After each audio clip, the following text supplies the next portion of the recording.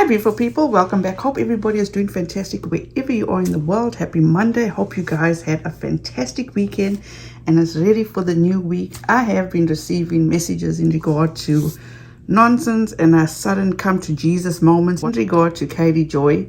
Then also messages about Unirock that has gotten himself cancelled, and no shocker there. I will have those videos out shortly, but for this video we will be discussing Katie Joy, who cannot seem to handle not being in the spotlight or getting attention, or maybe even seems to be upset that she wasn't part of the Duggar documentary. Who knows when it comes to Without a Crystal Ball? And that is what we will be discussing in today's video. My usual disclaimer, please do not take what I say as fact. Feel free to do your own research and come to your own conclusion. Also, these are my thoughts and my thoughts alone. I'm not speaking on behalf of anyone else but myself. Also, huge trigger warning. There is talk of SA, and also my swearing is out of control. And a lot of people, when I do swear, they seem to get all uptight about it. Please take that into consideration. Now, before we start this video, I want you guys to pay attention to all these screenshots that Katie Joy used when she was telling her story, or her new claim story of SA. Now, when somebody's talking about a situation about what happened to you as a child or in your earlier years, why would you use a photo of yourself? And as you can see, all these screenshots are pictures of herself with a smirk on her face. Totally inappropriate in my opinion. Let's just get into it. One question that I receive frequently is related to my religious background. Well, now I am an atheist. I didn't always used to be one. Here are some facts to better help you with my background. Number one, I was born into a family that were members of the Catholic Church. Number two, my mom attended Catholic school through her sophomore year in high school. Number three, my mom met my dad at college. My dad grew up conservative Presbyterian. Number four, in order to marry my mom, my dad had to convert to Catholicism for one day for the wedding and sign a document with the church that married them that he would not interfere with my mom raising their children Catholic. He promised to allow my mom to baptize and dedicate their kids to the church. Number six, my mom was a Catholic school teacher and left her job shortly after having two kids. Number five. We go from 4, 6, 5, 6. Okay, now you want to tell me she's not going off the handles? Let's get back to it. Number 5. I was baptized into the Catholic faith at 1 month old. I completed every sacrament as a child and was confirmed into the church as a member when I was 15 years old. Back to number 6. I went to public school but attended CCD, which is catechism class, every Wednesday evening through my confirmation, which was the end of my freshman year of high school. Number 7, after confirmation, I joined my confirmation mentor and some of her friends. We would frequently get together and plan events. Number 8, as a family, we attended Mass weekly until I was in elementary school. We stopped going because there was no Sunday school and my mom struggled to keep me and my brother occupied during Mass. Number 9, my dad never attended church with us and was not involved at all in my faith as a child. Number 10. Due to the Catholic Church's patriarchal structure and beliefs on parents' authority, my mom heavily relied on my grandparents for guidance on faith. My parents demanded obedience of their children even as adults, which is part of the catechism duties of family members. 2217. What that is, I have no idea, but as long as the child lives in a home with their parents, the child should obey his parents in all that they ask of him when it is for his good or that of the family. Children, obey your parents in everything, for this pleases the Lord. 22. Children should also obey the reasonable directions of their teachers and all to whom their parents have entrusted them. But if a child is convinced in conscience that it would be morally wrong to obey a particular order, he must not do so. As they grow up, children should continue to respect their parents. They should anticipate their wishes, willingly seeking their advice and accept their just admonitions. Obedience towards parents ceases with the emancipation of the children, not so respect, which is always owed to them. The respect has its roots in the fear of God. one of the gifts of the Holy Spirit. Number 11, my grandparents were extremely devout. They attended Mass multiple times a week and were involved in numerous charities and organizations within the church. Number 12, my grandparents were extremely abusive to my mom and me. Number 13, threats, physical abuse, spiritual abuse, and verbal abuse were frequent tactics used by my grandparents and their priest to keep me in line. More later. My journey to atheism is not from Catholicism to being atheist, so please know I'll explain that in more detail later. It wasn't because of one bad experience, and frankly, I've not shared the nitty-gritty of what happened. Also, I'm not asking you to understand me. I'm sharing so you know where I come from. I did not deconstruct my faith until 2018. I remained a believer until then. I read the Bible all the time. My favorite chapter was Romans. Second post, and this is what the screenshot she decided to use to actually describe and talk about her ABUSC. Second post, same day.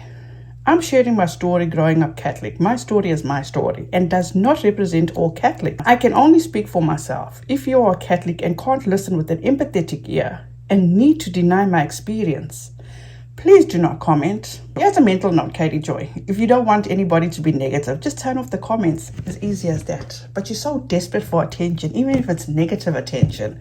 That's why you left your comments on. Number 1, my grandfather was a member of Knights of Columbus, a Catholic men's organization, and even was a leader of this group at one time. Number 2, my grandfather died in 2005 from heart failure. At his funeral, my Catholic grandmother told me, Katie, your grandfather died because you stopped going to church and broke his heart. Number 3, during his funeral, the priest shamed and degraded the family. They no longer attended church. He threatened to hold my grandfather in purgatory if we did not go back to church. Number 4, the priest spent most of the funeral praising the commitment and legacy of my grandfather while shaming his family for ruining his legacy by leaving the church. Number 5, I left the church due to SA scandals of priests and the cover-up by the various dioceses that were blowing up the news in the early 2000s. Number 6, my grandfather was verbally abusive, physically abusive, and found out in 2022 that my grandfather was a pedo.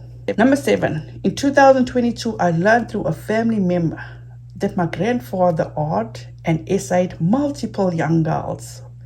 One of his victims told me her story. Number 8, my entire life, I was never protected from my grandfather, despite my parents knowing that he was a pedo. Number 9, my grandfather hid his deviant actions through his involvement in the church. He used his position to look like a stellar citizen. Number 10, I was left alone with my grandparents for 3 weeks when I was 5 years old, while they went to Europe, despite having a clear memory of being at home on the last day. I have no memory of staying at their home. According to my mum, I told my grandparents that I hated them during the stay. My grandma hit me with a wooden spoon. Number 11, I spent years in therapy trying to unearth SA that I know I experienced as a child, but I have a massive block. My therapist believed it happened to me because I have a memory something happened. Number 12, when I found out my grandpa was a pedo, immediately went back to the time I stayed with him for 3 weeks. I still could not remember. More later. Now that is weird, where she says that she left the church in the early 2000s due to the SA scandals of priests and the cover-up by various dioceses.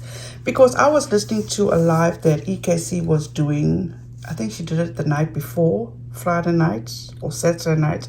I could be mistaken. But she was reading an article where Katie Joy actually stated that she left the church, or she questioned her mum, when could she leave the church, and her mom told her at any time she could, and then she said she left at 16. Check this out. My grandfather's funeral was my last day being Catholic. In 2005, my grandfather passed away after a long battle with congestive heart failure. I never had a close relationship with my grandfather. However, his death marked the first time I experienced the death of a loved one. My grandmother and her daughters arranged his funeral at the local Catholic church they attended for decades. The church is in the middle of a neighborhood. While the church is large, the community around gives it a small feel. His funeral service should have been a time to celebrate his 89 years of life. I hope to hear stories from the priest about my grandpa. Instead, my grandfather's funeral marked a turning point for me with the Catholic Church. At the time of my grandpa's death, I was a month shy of 27th birthday. I had grown up in the Catholic Church. At age 15, I completed confirmation and became an adult within the church. After my confirmation, I asked my mom if I had to go to church anymore. She said I had completed the sacraments required of a child, and the decision to continue to go was up to me. At age 16 years old, I decided I no longer wanted to attend church. During this time, my brother, cousins, and aunts all made similar choices regarding the church. My mother and aunts lived through traumatic experiences at Catholic school. None of them felt comfortable continuing at the church. Thank you so much to EKC for actually bringing that to light. Once again, all credit goes to her for bringing attention of that article to me especially, and for me now to bring it to you guys. So I will link EKC channel down in my description box. Please go ahead, show her some love. She deserves every bit of love she can get because she truly works her butt off. Also, there's another creator that also does a fantastic job of bringing up all these old articles, and that is Cactus Bull. I will also leave her channel down below. Please go and show her some love. She deserves just as much love as EKC and anybody else that has the time to call without a crystal ball out for bullshit. In the first post, KJ talks about her upbringing in the Catholic Church and how everything originated and why they were raised Catholic. She goes ahead and says that their upbringing had a large part to do with the Catholic faith. She mentions that her and her mom was extremely abused by her grandparents, not her brother, not her dad, just her and her mom, the females. And also she experienced threats, physical abuse, spiritual abuse, and verbal abuse from her grandparents and the priest of the church to keep her in line. In the second post, she talks about her grandfather that was this abusive man who was also a pedo. And her parents are the worst because they did not protect her from this pedo. And that they left her in the care of him and his wife for 3 weeks. Yet she had no memory of her staying at their home, but had a memory of the last day at her home, which I call bullshit. This is where I believe, in my opinion, she fucked up for me.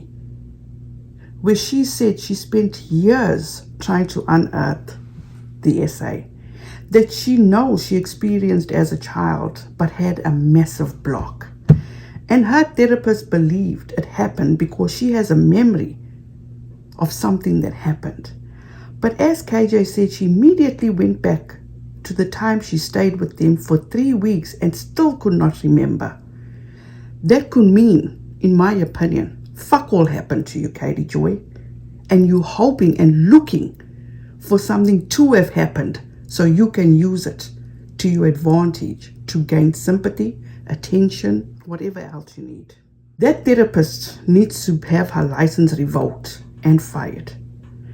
KJ is a damn liar, and the reason I say that is now she is coming out with the story because last year when she was trying to convince people that she was taking time off social media, she made a post on how she spent time with her parents and her mom could possibly have dementia. Now a few months later, because she is losing on YouTube, she's losing, in my opinion, in a lawsuit, which is actually just lagging on and draining her pocket. People are exposing her for the foul person that she is. So she figures, let me create a trauma for myself. And the trauma she chose is what she was reporting on, that she got a kick and satisfaction from, and from where I was sitting and watching. So she figured, let me create a trauma for myself. So the trauma that Katie Joy chose is the trauma that Josh Duggar had inflicted upon others that she was so fucking familiar with, that she knew like the back of her hand. And she decided to claim this trauma. That is some fucked up shit right there. She was the one that tried her hardest to make tears come out of her tear duct when she was reading the filings as soon as they were available as to what Josh Duggar had done. The heinous, deplorable shit that he had done. She had zero emotion when reporting on that shit. And a fucked up grin on her face. And had a good giggle with Amy King after one of the court hearings. So do me a favor, Katie Joy, and cut the bullshit. So what you're not going to do, and this is from me personally, is to take the trauma that I deal with on a daily basis that has such an effect on my daily life, working so hard on a daily basis to get through my days, that affects my every minute of every day, that I get no relief from, where I have to repeatedly tell myself that my body may be weak, but my mind is not. So you're not going to hijack my trauma that I suffered, that I blocked out for over 3 decades. And they came back to me in waves. Didn't ever. Maybe somebody else has the same story as you, but my story is not like yours, that I had to go back and try to remember. No, it comes back out of nowhere, Katie Joy. So once again, you're not going to hijack my trauma for sympathy, attention, or your own fucked up reasoning. Why don't you just take ownership, take responsibility, and just work on becoming a better human being? It's much easier that way. So your dead grandpa cannot speak for himself. Not saying he didn't do what you're accusing him of doing. You could have easily, once again, since seeing you said that you heard a story from one of his victims, maybe, like you've done before, taken somebody else's story and claimed it as your own. Does Suzanne Tikamaya ring a bell? At that time when your grandmother accused you of putting him in his grave, you would have been 26 years old. You claim to be smart. You claim to be a part of Mensa. But clearly, you're not the sharpest tool in the shed. Because now at 40 something, you're using this as an excuse. You one sick individual. If you go through these extents of throwing your own family under the bus for attention. When she said that she went back to the time she stayed with her grandparents and she still couldn't remember, this is what is pissing me off and making me take offense to the story that she's trying to claim as hers. Which I will go further in depth at the end of this video. Now let's move on to the next 2 posts.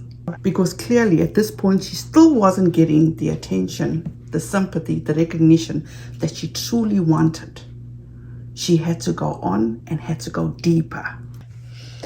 I grew up with a patriarchal, non-religious father that was raised conservative Presbyterian. Despite my father's lack of faith as an adult, he did not abandon his firm belief of patriarchal control and misogyny. I have one sibling, an older brother, a golden child. My parents believed their second child would be a boy. When I was born, shocked was an understatement. They weren't prepared for a girl. The story about how I wasn't a boy was a story that was played on loop throughout my childhood. I wasn't who they expected. I was also born with disabilities. I was born with hip dysplasia and a club foot. To correct my foot, I went through a series of castings and special shoes. I wore stiff braces from my hips and learned to walk while wearing braces. Think Forrest Gump. Growing up, my body and appearance was analyzed and a frequent topic of conversation within my family.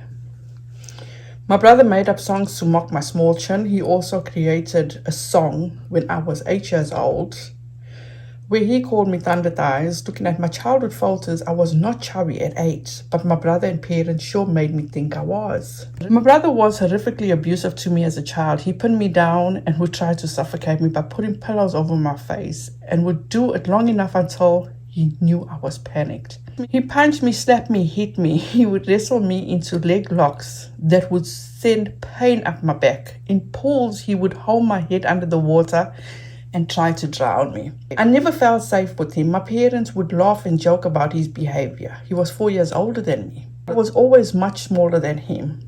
I could not fight back I've been paranoid of suffocating my whole life because of this trauma. My father physically abused me. He verbally abused my mother and me. I've had to kick him out of my home as an adult due to his loud verbal abuse in front of my son. In 2022, I confronted my parents for allowing and enabling my brother's abuse of me. Instead of listening to me, they told me that my grandfather was a pedo and that other people experience worse abuse than me. I am no contact with my family because I'm done being the punching bag. Now let me stop there for a minute, okay? Because everything that Katie Joy is accusing her family of right here is very new to a lot of people. The whole hip situation, the whole clubfoot situation, I myself personally have never heard about it. That I firmly believe could be somebody else's story, because it's not the first time she would be stealing somebody else's life story. Next post. In this post, as you can see, she uses Josh Duggar. I mean, there is no low for Katie Joy. Josh Duggar's arrest and subsequent trial unearthed and triggered my own childhood trauma. For months, I reported on horrific details of Josh's crimes and the cover-up by his parents of his crimes. I reported on his abuse of his sisters and his parents discarding their daughters in favor of Josh. For years, I felt drawn to the Duggars' daughters, not because of their beliefs, nor because I came from the IBLP, but because I knew what it felt like to feel invisible to your family. Hold on a goddamn second there, Katie Joy. Let me just set you straight. All this is bullshit. And the reason I say this is bullshit, you said for months that you reported on the horrific details of Josh Duggar's crimes. You had no problem reporting on his crimes. Let me remind you guys how she sat on Instagram Live and demonstrated for people how Josh Duggar did the fucked up things he did to his sister. For fucking years, Katie Joy exploited these young girl stories. She couldn't stop talking about the abuse they experienced. Let's get that right. So Katie Joy, for you to say you felt drawn to the Duggar daughters, not because of their beliefs, but because you knew what it felt like to feel invisible. If that is true, you wouldn't have done a quarter of the things you have done to these young ladies over these past few years.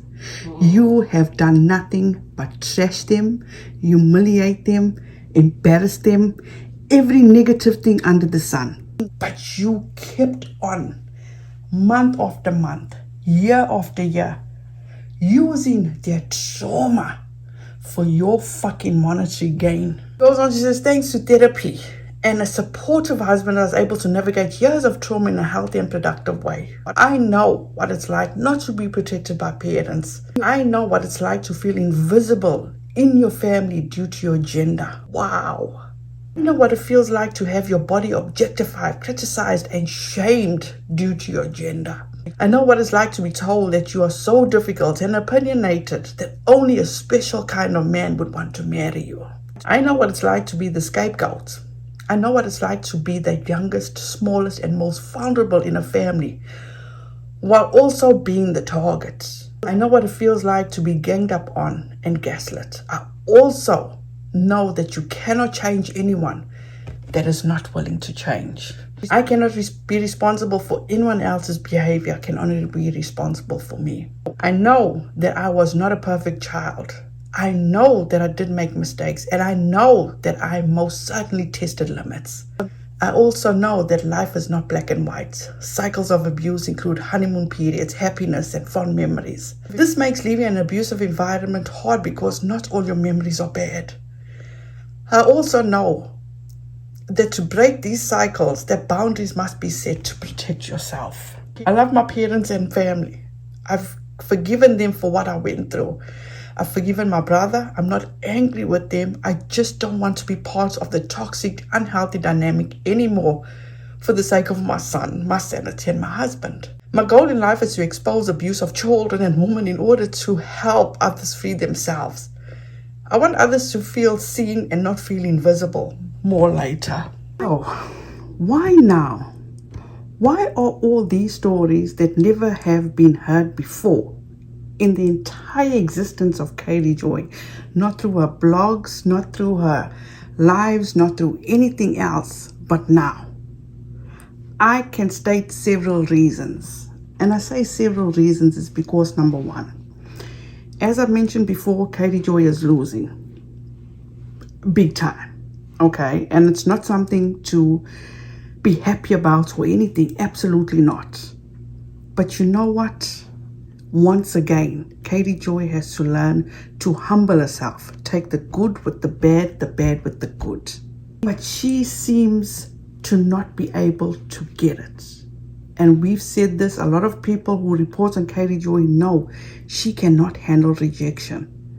And we've noticed this pattern of hers for a long time.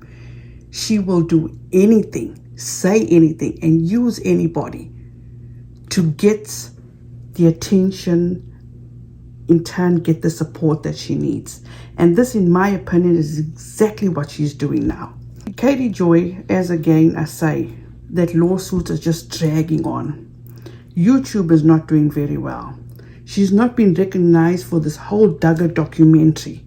She herself actually put it down and said it's going to go nowhere. It was done in bad taste and all that bullshit. But at the end of the day, it's only Katie Joy that is losing. And now she's taken to her own family. And when she says that despite her father's lack of faith, he didn't abandon his belief of patriarchal control, to that I would just say that maybe he was just being a man that's the head of the household. She goes on to talk about her brother and how she feels her brother was the golden child. Didn't her husband say she is the woman that laid the golden egg for YouTubers? She would tell the story because, as we have heard before, what a difficult child Katie Joy was. And she told us that herself, and she boiled it down to her having ADHD. Led people to believe that she was neglected by her parents because they did not take her to the doctor to have her diagnosed and evaluated. And at the end of the day, to me, she's blaming them for all the wrong that happened in her life and her bad behaviors. You can't blame your parents for the way you acted. She said her brother was a golden child and accuses him of abusing her and trying to off her.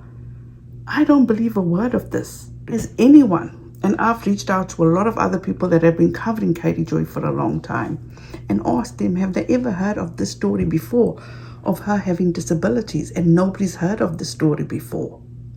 I can tell you, I have a brother. We never saw eye to eye. Because at the end of the day, he treated me and he protected me like I was like this golden egg. I can tell you so many stories about how my brother was so protective of me. But he would also torture me, not torture me in a bad way, but force me to do things for him, you know. But I was never afraid of him. But I think she's taking things a bit too far. We have heard before her dad abused her, and her interpretation of abuse was being disciplined. But go off, sis.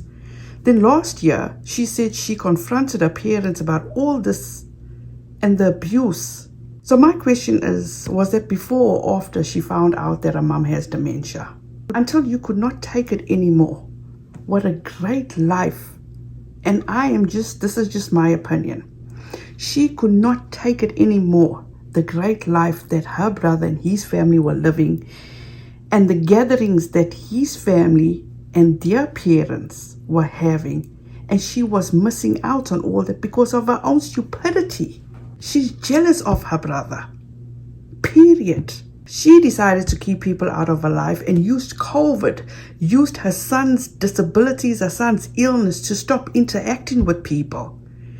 Katie Joy created her own lonely life. There is nobody else to blame but her. So cut the bullshit that covering Josh Duggar's arrest and heinous crime triggered your own childhood trauma, Katie Joy. I do not believe it, not one bit. And once again, you guys, huge disclaimer, this is just my personal beliefs, what I feel personally. I can't speak for anybody else but myself.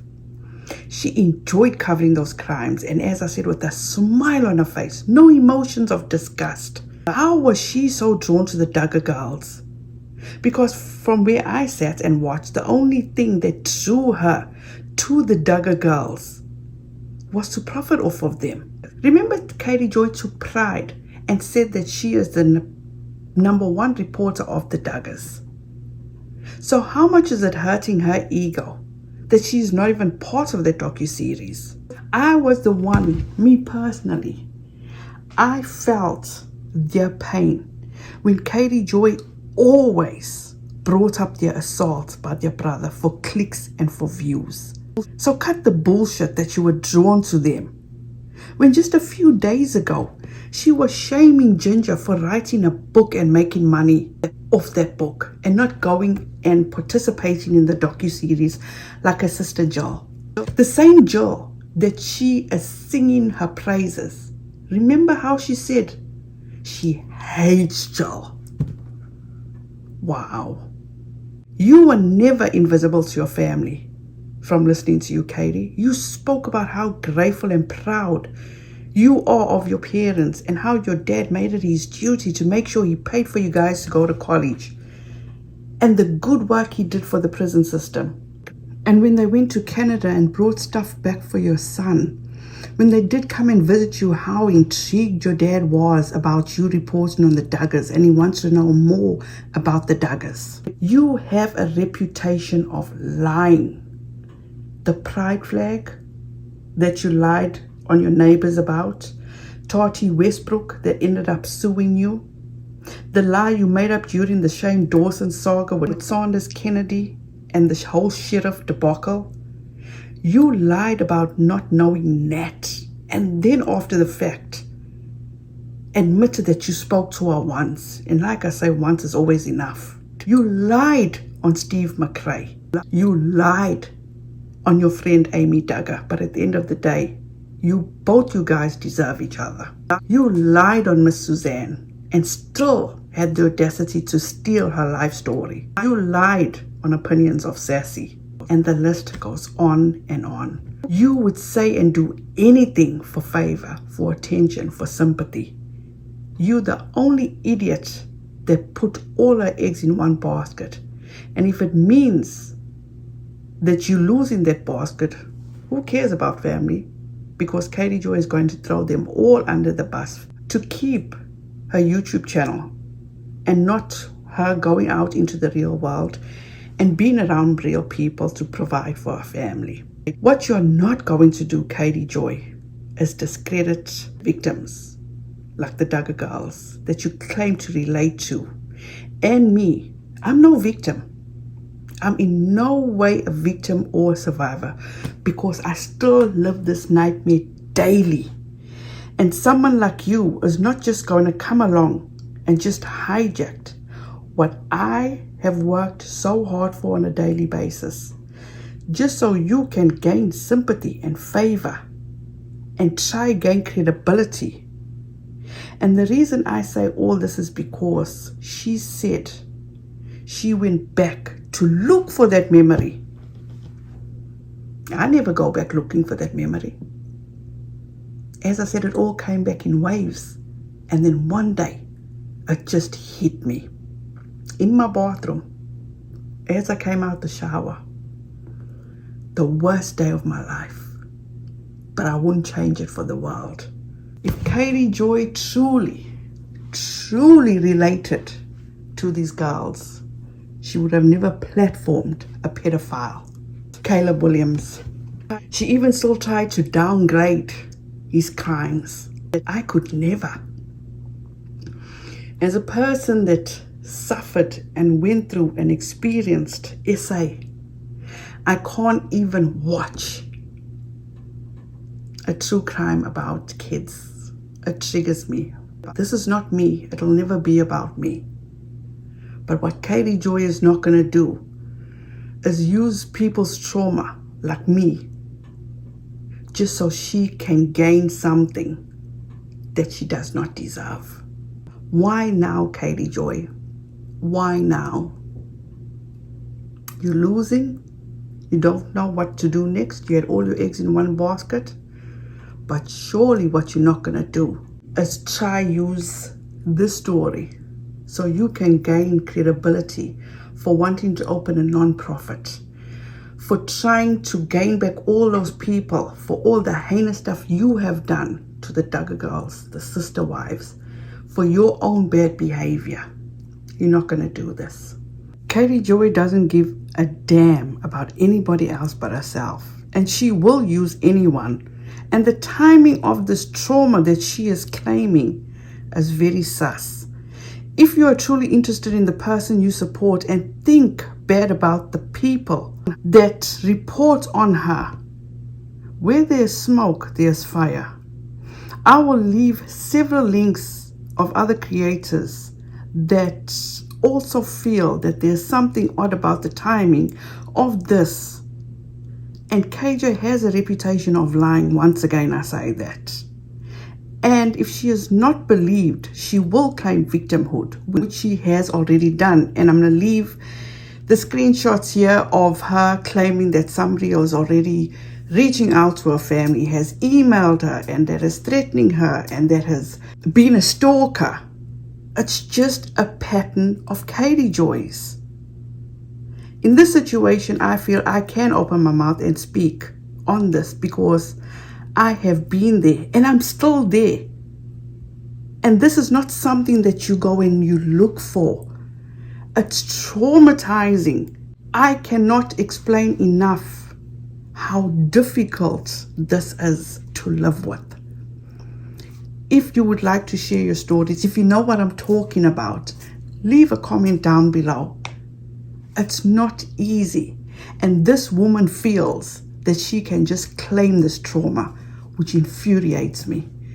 Thank you so much, guys, for your time. I truly appreciate each and every one of you. Have a fantastic rest of your week. Please be safe out there. Be kind to one another. And don't forget, make good memories. Bye, guys.